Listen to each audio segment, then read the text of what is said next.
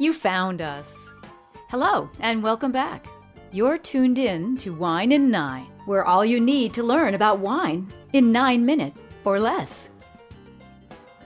Here's your host, Bob Cappuccino. You know, I was wondering what to talk about in this installment of Wine in 9. What almost instantly came up into mind was something that people ask me about all the time, and it has nothing to do with what's in the bottle. It has nothing to do with purchasing or tasting, gifting, drinking. Today, I'd love to talk to you about what keeps wine in the bottle, something that's not to be overlooked. So this week's topic is the whys and wherefores of corks and other bottle closures, and I'll give you a few hints on how to uncork a bottle of wine. In a wine shop recently, I overheard customer tell a companion, "Only cheap wines come with screw caps. Serious wines always have a cork." Well, yes and no. I'm going to begin by telling you my conclusion for today's debate.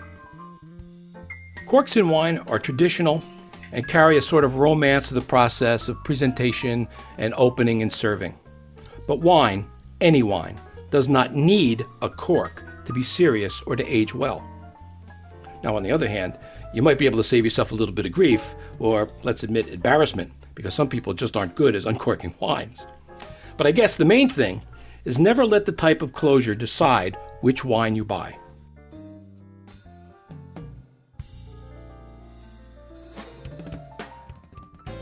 This is the geeky part, maybe. Wine bottles as we know them started in the early 19th century. Now, when they formed these bottles, they had to figure out a way to do closures. Cork was known as a pliable material made from the bark of a type of oak tree that, when forced into the neck of a bottle, conformed to make an airtight seal. Now, this is Wine 101. Air is the enemy of wine. Now, cork was a farmed product and, at the time, inexpensive. Now, to protect the cork once it was in the bottle from air, strong odors, and small insects that might be found in a cellar, the bottles were dipped in wax or covered with a lead sleeve called a capsule. Now, today, we don't use lead capsules. They are wax, plastic, or a tin type of metal, or shrink wrap type of plastic. Now, keeping bottles on their sides kept the cork wet and therefore expanded, keeping it airtight. Dried out corks shrink and let the enemy, air, in. So cork became the closure of choice until the latter part of the 20th century. Demand for quality corks grew as more people started to drink wine. Now, producers couldn't keep up. A cork farmer, it takes him 25 years for the first harvest of a cork tree, and 9 years until that tree can be harvested again. Prices went up, and quality began to come down.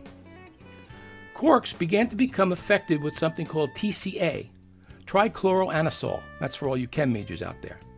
A compound that imparts a nasty, musty, wet, doggish odor to the wine that does not improve with aeration. In 2005, the Wine Spectator did a study of 2,800 bottles of wine, and a whopping 7% were tainted with TCA. Now, the industry responded by looking for an efficient, less expensive alternative.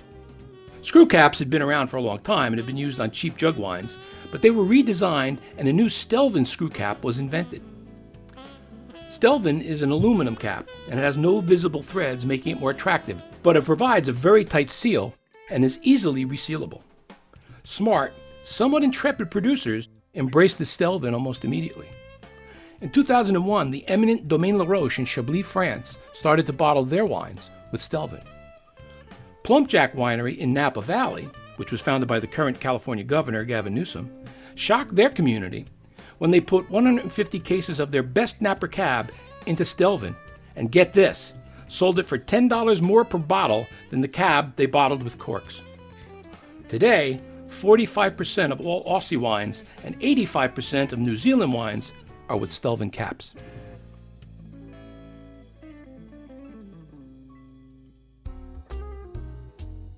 Now, there are other types of closures you might run across.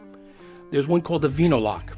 This is a European closure, and it's a cute little glass stopper with a silicone ring that keeps the air out, and you can put it back in and reseal the bottle.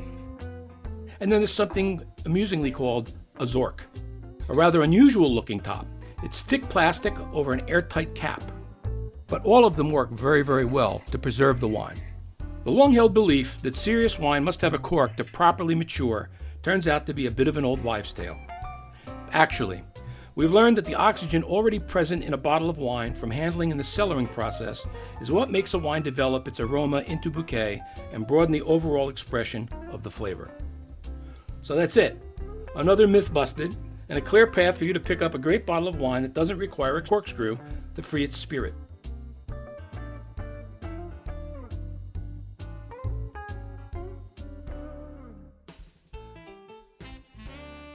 Now, just a minute or two about uncorking a bottle of wine. First, I want to tell you, invest in a good cork puller. What you really want to do is look for a cork puller that has more of a curly Q, a pig's tail type screw, not one that looks like an auger or a drill, because that one will tear corks apart and it'll give you more trouble. So, what happens if you've got a group over, you're opening a bottle of wine, and you got a crumbly cork, or a cork gets torn by the bottle opener? Well, the best thing you can do in a situation like that is fish out the pieces as best you can, and I would pour the first glass or two. If you have a small strainer in the kitchen, use that just to get the cork out. Or what happens if you're putting in the cork and the cork plunks back into the wine? Now what do? How do you get the cork out? Well, the best thing I can tell you to do there is get a decanter and decant the wines into the decanter so it's not sitting on the cork, and then pour your evening's wine from the decanter. Now, one other thing you might find when you open a bottle of wine, when you take off the capsule itself, whatever material it might be, if it's a little damp or a little moldy, you want to wipe that off, clean off the top of that bottle before you pull the cork and you pour the wine. Just be careful. That might indicate that there is a problem, with the cork and maybe into the wine, but you'll know that pretty quickly once you pour it in your glass. There's been a tradition in finer restaurants. The cork will be pulled and it'll be presented to the person who ordered the wine. And the tradition is you smell the cork. Well, most of the time what it's going to smell like is a cork. It may smell vaguely vinous, but it really is a kind of a nonsensical function. Okay, so what we learned today is how important a wine closure really is to the health of a good wine. So the next time you're in a wine shop, don't hesitate to pick up one that might have a Stelvin top on it. But don't forget that there are some great wines out there that still have corks. Just treat them well. So that's all for today. Another wine in 9 for the annals. I'm Bob Cappuccino. Thanks for listening to Wine in 9. We hope we used your 9 minutes wisely. If so, or if not, please let us know. Give us your feedback, good, bad, whatever. We'd love to hear from you. Look for Wine in 9 across social media. We're at winein9.com, YouTube, Facebook, Twitter, and Instagram. So grab a glass and join, subscribe, download, tweet, whichever you choose. Or you can go to our home base at winein9.com. Want to email? We're at info@winein9.com.